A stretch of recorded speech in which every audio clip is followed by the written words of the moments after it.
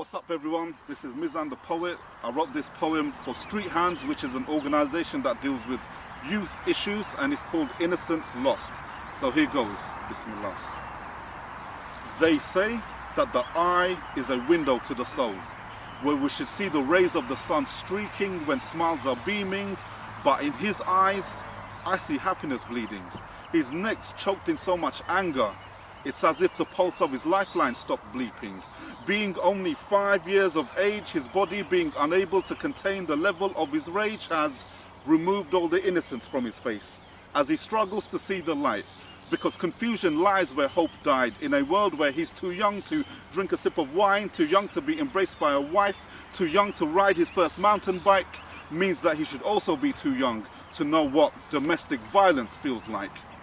But he's grown accustomed to the impending screams that follow when he hears the rattling of his father's keys through the door, making mercy rendered by pain, as his house is a place where love doesn't enter.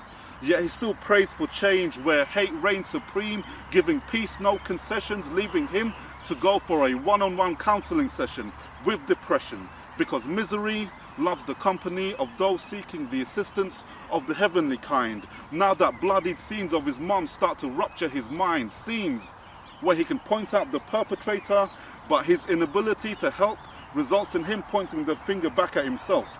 The mantle of self-blame shattering his world with an earthquake. Life's just given this 5-year-old a first-hand lesson in self-hate, erasing his hopes and dreams, completely rubbed out by low self-esteem, unwilling to make him see the brighter side of life because relatively his worldview's been distorted negatively, thinking women are fine to hit with a belt as a whip when we know that's not part of a relationship. But that's simply not fair. For him to learn, he needs to see something in between his parents that's simply not there.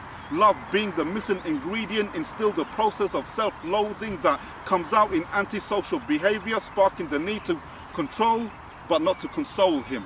So love and him, they haven't been formally introduced, because what he thinks of love is actually a constant stream of child abuse, putting him in a desperate need of a swift talking to, but his tender age means that nobody really knows what he's going through. Raw emotions destroying his body, sat within the four walls of his living room, representing life's closed doors that need to be broken by some form of outside intervention before the coming of a day when he looks at the mirror and sees his own father's reflection.